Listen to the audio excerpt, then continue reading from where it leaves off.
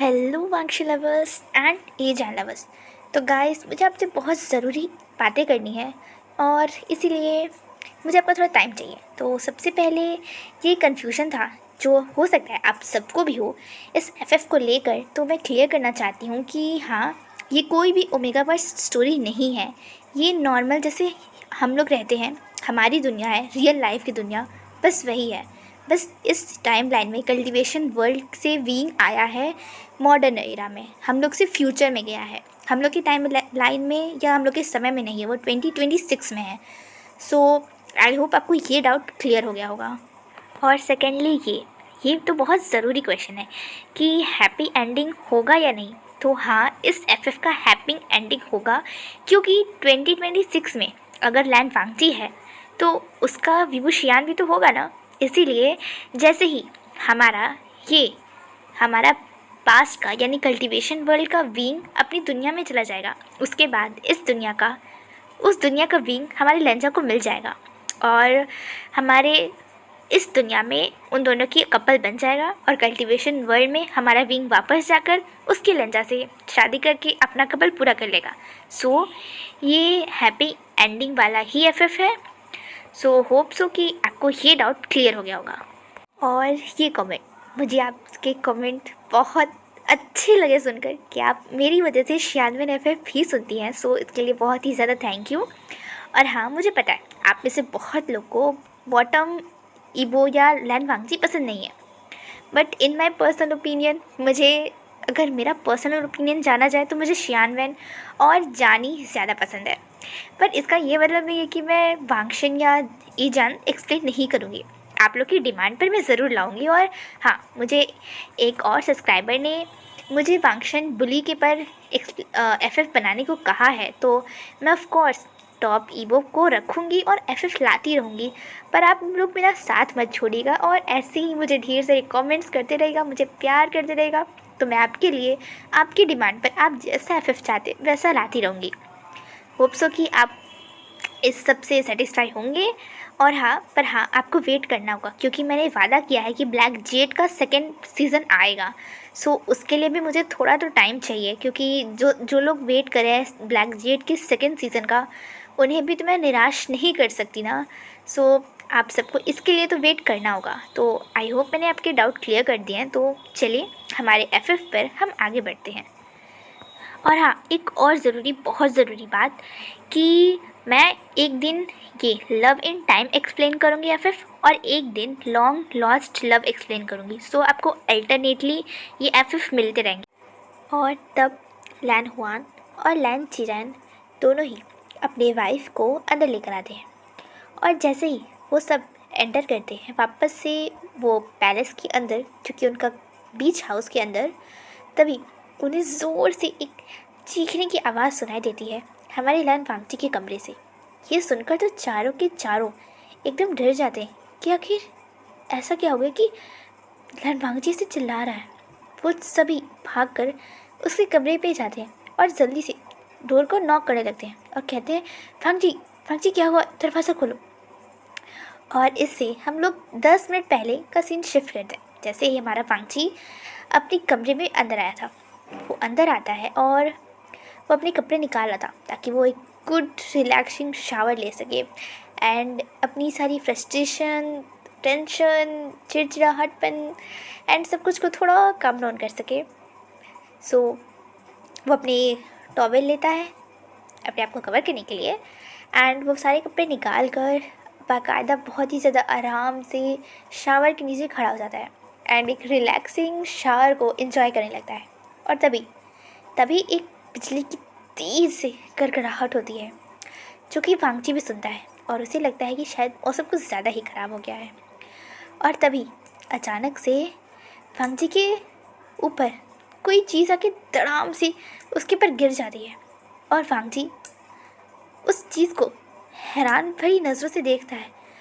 और जैसे ही वो पर्सन हमारे लैन वांगची को देखता है, वो दोनों एक दूसरे को देखते हैं क्योंकि वो दोनों कुछ अजीब ही पोजीशन में थे, जहाँ वांगची हमारा नीचे फ्लोर पे एकदम लेट गया था और वो पर्सन जो पता नहीं कहाँ से, छत से या छत तोड़ के या छत फाड़ के छत चीर के न जाने कहाँ से एकदम से उसके वॉशरूम के अंदर उसके शावर के टाइम पे एकदम ही उसके ऊपर गिर जाता है। और यहाँ तक कि गिरता तो गिरता है, उसे किस कर लेता है। लायन वांगजी नीचे था एंड वो पर्सन उसके ऊपर था एंड उन दोनों की लिप्स एक दूसरे से अटैच्ड थे। और जैसे ही एक पल थोड़ा सा वो दोनों ही होश में आने मिले थे, और फिर जैसे ही होश में आते हैं लायन वांगजी जल्दी से उस पर्सन को पीछे धक्का देता है और वो दोनों ही ज़ोर से चीख पड़ते हैं। और तभी वो सभी अंदर आए थे। वांगजी चीखते हुए कहता है, तुम कौन हो और तुम मेरे वॉश में क्या कर रहे हो, बाहर जाओ, तुम गंदे इंसान, क्या कर रहे हो तुम। और वो सामने वाला पर्सन, वो तो पहले से ही शॉक में था कि उसके सामने the great hangman June fully naked है और ये क्या हो रहा है। हाँ, ऑफ कोर्स वो हमारा वीवो शियान था, जो कि एक टाइम पोर्टल के ज़रिए उस दुनिया से कल्टीवेशन वर्ल्ड से 2026 के टाइम पे आ चुका है और वो सीधे लैंड किया है। तो हमारे लायन वांगजी के मीन्स हमारे इस टाइम के लायन वांगजी के वॉशरूम में एंड उसके शावर टाइम में वो एकदम शॉक्ड वहीं बैठा हुआ था। उसे तो समझ ही नहीं आ रहा था कि ये क्या हो रहा है। और यहाँ लायन वांगजी वो तो एकदम शॉक में चिल्ला ही जा रहा था कि तुम कौन हो, तुम क्या कर रहे हो, उसे पूछे जा रहा था। बट उस सामने वाले पर्सन का कोई रिएक्शन न देखकर जस्ट उस लायन वांगजी देखता है कि वो पर्सन उसे घूर घूर के बस देख रहा है। वो जल्दी से उठता है, अपने टॉवल से खुद को बैड टॉवल से फुल्ली कवर्ड कर लेता है और उस पर्सन को हैंड से उठाता है, खींचते हुए कमरे में अंदर लेकर आता है। और जैसे ही वो खींचते हुए उसे कमरे में लेकर आता है, वो पर्सन बेहोश हो जाता है। वांगजी तो डर गया था कि आखिर अब इससे क्या होगा, वो डर गया था एंड वो जल्दी से उस पर्सन को अपने बेड पर एकदम कंफर्टेबली लिटाकर कवर कर देता है। और यहाँ वो सुन रहा था कि उसके पेरेंट्स दरवाज़ा पीट रहे हैं, खोलने को कह रहे हैं। वांगजी जल्दी से दरवाज़ा खोलता है और तब सिजान और कुरैन जल्दी से उसके पास आते, उसे चेक करते कि क्या हुआ, तुम चीखे क्यों, उससे पूछते हैं। और तब वांगजी डरते हुए उस पर्सन की तरफ इशारा करता है जो अभी अभी उसके बेड पे लेटा हुआ है। और तब वांगजी के इशारे की तरफ जब चारों लोग देखते हैं तो वो शॉक्ड थे कि ये कौन है और ये आया कहाँ से। वांगजी कहता है, मुझे नहीं पता, मुझे लगता है ये कोई जासूस है जिससे ऑर्डर दिया होगा किसी ने मुझे मारने के लिए।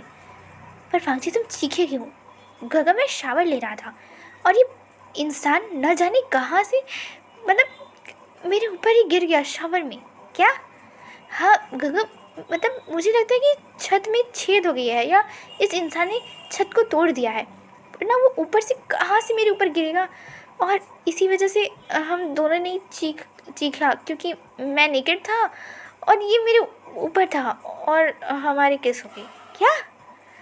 घ ये सिचुएशन ही ऐसी थी, मतलब ये मेरे ऊपर गिर गया एंड हमारी किस हो गई और जब मैंने इसे हटाया तो हम दोनों ने एक साथ चिल्ला दिया और इसलिए वो आवाज़ नीचे गई।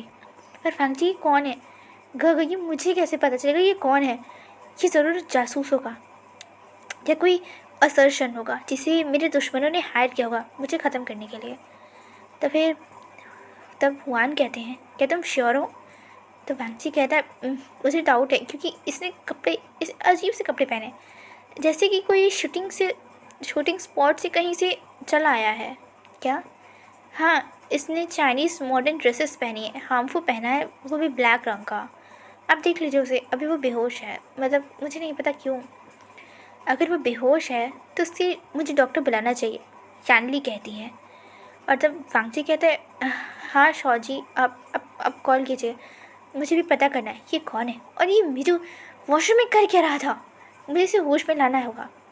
और तब हमारी लैन चिरैन उस पर्सन की तरफ देख रहे थे और लैन हुआन भी, और हमारी यानली वहाँ से चली गई थी डॉक्टर को बुलाने के लिए। और तभी वहाँ लैनी आती है वांगजी के पास और हंसते हुए कहती है, वैसे वांगजी मुझे लगा नहीं था कि तुम्हारा किस कोई लड़का ले लेगा, वैसे मुझे लगा था तुम लड़की से किस करोगे, बट कोई नहीं, कि लड़का भी मुझे अच्छा लगा। तुम चाहो तो मुझे कोई दिक्कत नहीं होगी एक सन इन लॉ लाने में, मैं तो बहुत हैप्पी हूँ अगर ये सन इन लॉ हमारा हुआ तो। वांगजी अपनी मदर की तरफ देखते कहते, माँ क्या कह रही हैं आपको अभी सच में मेरी शादी करानी है? हाँ वांगजी, इसमें दिक्कत क्या है, तुम्हारे भाई ने शादी कर ली है ना, तो फिर तुम्हें भी तो करनी चाहिए। हाँ, फिर से नहीं, प्लीज़ अभी ये टॉपिक मत निकालिए। अभी मुझे पहले इस इंसान के बारे में जानना होगा कि आखिर ये मेरे वॉशरूम में कर क्या रहा था। हिम्मत कैसे हुई ऐसे मेरे वॉशरूम में आने की। एंड आया तो आया, इसने मुझे किस कैसे किया। हाउ डेयर ही, इसकी जान ले लूँगा। हाँ, वैसे अगर तुम्हें लेनी होती ना तुम अभी तक ले लिए होते, पर तुमने ली क्यों नहीं? क्योंकि वॉशरूम में कोई इंसान गन लेकर नहीं घूमता मम्मा। हाँ हाँ, ठीक है ठीक है। वैसे माँ, हाँ आप ठीक हो ना? क्यों? बिजली गड़गड़ाहट हुई थी, बिजली चमकी थी और मुझे लगा वो कहीं गिरी भी है। आप ठीक हो ना? आपको बिल्कुल भी ये पसंद नहीं? चलो, याद तो है कि तुम्हें मदर को क्या पसंद है क्या नहीं। हाँ ठीक है मदर, मेरी गलती है। मैं आपका बहुत बुरा बच्चा हूँ, मैं आपकी नहीं सुनता हूँ, नहीं समझता हूँ, बस हो गया। हाँ, अच्छा जाओ अब कपड़े पहन लो, या ऐसे ही घूमने वाले तुम बाहर टॉवल में? नहीं नहीं नहीं नहीं, मैं जाता हूँ और मैं अच्छे से ड्रेसअप करके आता हूँ। हाँ जाओ। और तब वहाँ से वाकची चला जाता है और वो चारों ही पर्सन उस लेटे हुए पर्सन यानी हमारे विंग के आसपास चारों बैठे हुए थे। वाकची थोड़ी देर में चेंज करके आता है और वो चारों को ऐसे देखते हुए कहता है, वो आपके देखने से उठ नहीं जाएगा, आप लोग ऐसे क्यों देख रहे हो उसे? और तब लानुआन कहते हैं, मुझे कुछ याद आ रहा है, ये इस पर्सन को देखकर मुझे कुछ याद आ रहा है, मैंने मैंने इसे देखा है कहीं। क्या? बताइएगा कहाँ? क्या ये आपका पीछा कर रहा था या ये कोई गैंग का लीडर है? आप बताइए मुझे, मैं अभी से उतर देता हूँ।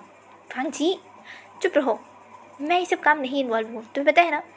और ये आ, क्या ये गग्गा? और तभी वहाँ पे कोई नॉक करता है, एक सर्वेंट एंटर करती है और कहती है, यंग मास्टर, वो डॉक्टर को बुलाया गया था, वो आ चुके हैं। और तब यानली कहती है, हाँ मैंने बुलाया था, रुको तुम उन्हें अंदर लेकर आओ।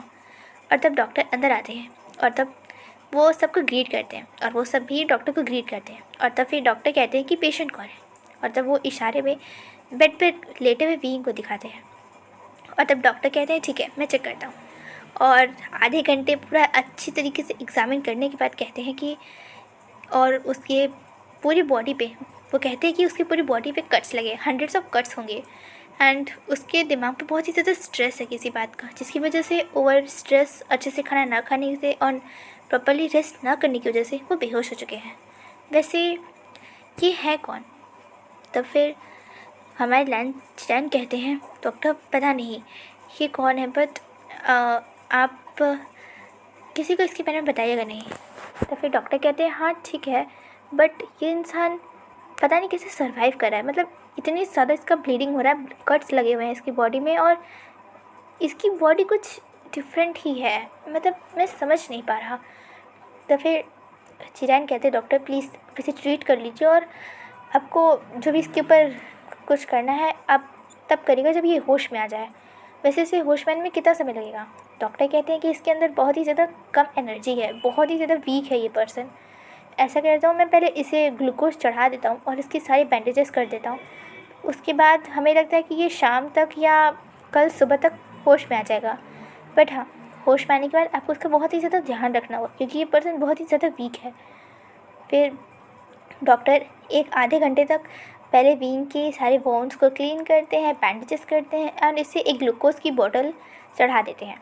एंड उसके बाद ये सब कुछ करने के बाद, जो कि ऑलरेडी जिसमें 3 घंटे लग गए थे, उसके बाद वो वहाँ से चले जाते हैं। और तब तक वो पाँचों इंसान उसी कमरे में थे। और डॉक्टर के जाने के बाद पांगजी सबकी तरफ देखता है और कहता है, इसका करना क्या है, मैं बाहर फेंक दूँ या इसे ख़त्म कर दूँ? और तब यानली कहती है, बिल्कुल भी नहीं, ये यहीं रहेगा। पांगजी मुंह बनाते हुए कहता है, शाह जी ये मेरे कमरे में क्या करेगा? नहीं, इसे गेस्ट रूम में रखिए अगर आपको रखना भी है तो, वरना मैं इसे ख़त्म कर दूँगा, मुझे कोई भी इंटरेस्ट नहीं है किसी की केयर करने में। तब फिर हमारी यानली कहती है, फांग जी प्लीज़ इसे यहीं रहने दो, वैसे भी अभी ये वीक है, और अगर इसे एक कमरे से दूसरे कमरे में शिफ्ट करने में इसे कुछ हो गया तो मैं नहीं चाहती कि इसे कुछ हो जाए, इसे हर्ट हो जाए, और पहले से होश मैंने दो।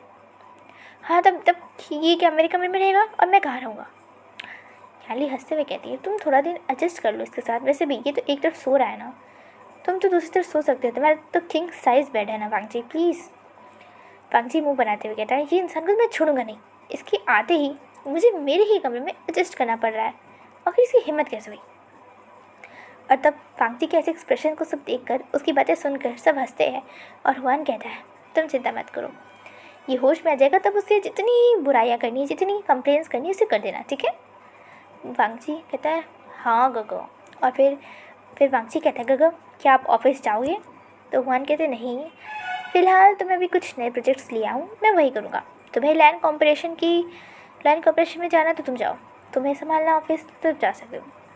वांगची कहता है नहीं, मैंने अभी फ़िलहाल के लिए जिसे ख़त्म किया है उसके जो भी काम है उसे हैंडल करना है, तो मैंने शॉशिनचैन और सॉन्गलैंड को बोल दिया है, वो हैंडल कर रहा है। और कुछ दिन मेरा ना जाना ही सही है, क्योंकि उसका जो बेटा है वो बहुत ही ज़्यादा चिड़चिड़ा है एंड बहुत ही ज़्यादा इरीटेटिंग है, इसीलिए मैं फ़िलहाल तो नहीं जा रहा कुछ दिन, और आप भी ना जाएंगे। हाँ ठीक है वांगची, तो आप क्या करोगे? क्या? मैं वीडियो गेम्स खेलूँगा। वांगची कितने साल की हो तुम? 20 साल का हूँ। अच्छा हाँ, मैं 20 साल का हूँ। मैं 20 साल का मोस्ट हैंडसम एलिजिबल बैचलर। आपको कोई दिक्कत है? नहीं वांगची, बस इंजॉय कर लो, बस कुछ महीने और। मम्मा तुम्हारे लिए एक सुंदर सी ला देगी वाइफी। तो फिर वांगची कहते हैं नहीं, मुझे वाइफी में कोई इंटरेस्ट नहीं होगा, फ़िलहाल तो मुझे बंदूकों में ज़्यादा इंटरेस्ट है। वैसे मम्मा क्या मदर लैंड ई कहती हैं क्या? और तो वांगची कहते हैं मम्मा आप कोई ऐसी लड़की क्यों नहीं ढूंढती जो कि बाकायदा मेरे स्टैंडर्ड्स को मैच करती हो, जो एक काफ़ी rude, arrogant and most beautiful, kind and थोड़ी सी डैशिंग, खतरनाक, डेंजरस, जो गन्स के साथ खेलती हो, कोई ऐसी लड़की ढूंढिए। तो फिर लैंड ई एक गहरी सांस लेते हुए कहती है वांगची क्यों ना तुम्हारी बंदूक से तुम्हारी शादी करा दो, ऐसे तुम्हें किसी और से शादी करने की भी ज़रूरत नहीं कि एंड तुम इसे हमेशा लेके घूमोगे। तो फिर वांगची कहता है हाँ ये तो परफेक्ट है। और तब सब अपने सिर को पकड़ लेते हैं और सर हिलाते हुए वहाँ से चले जाते हैं। वांगची कहते क्या हो गया, ऐसे क्यों चले गए? वो पाउट करता है एंड जाके चुपचाप विंग के बगल में बैठ जाता है एंड अपने फ़ोन को निकाल कर वीडियो गेम्स खेलना स्टार्ट कर देता है। कल देखते हैं कि हमारा जब विभूषियान को होश आता है तब क्या क्या होता है। होप्स हो कि आप DFF बहुत ही ज़्यादा इंजॉय कर रहे हो। सो गाइस ऑलवेज लव वांगशन एंड ईजान। Bye bye guys and take care of yourself.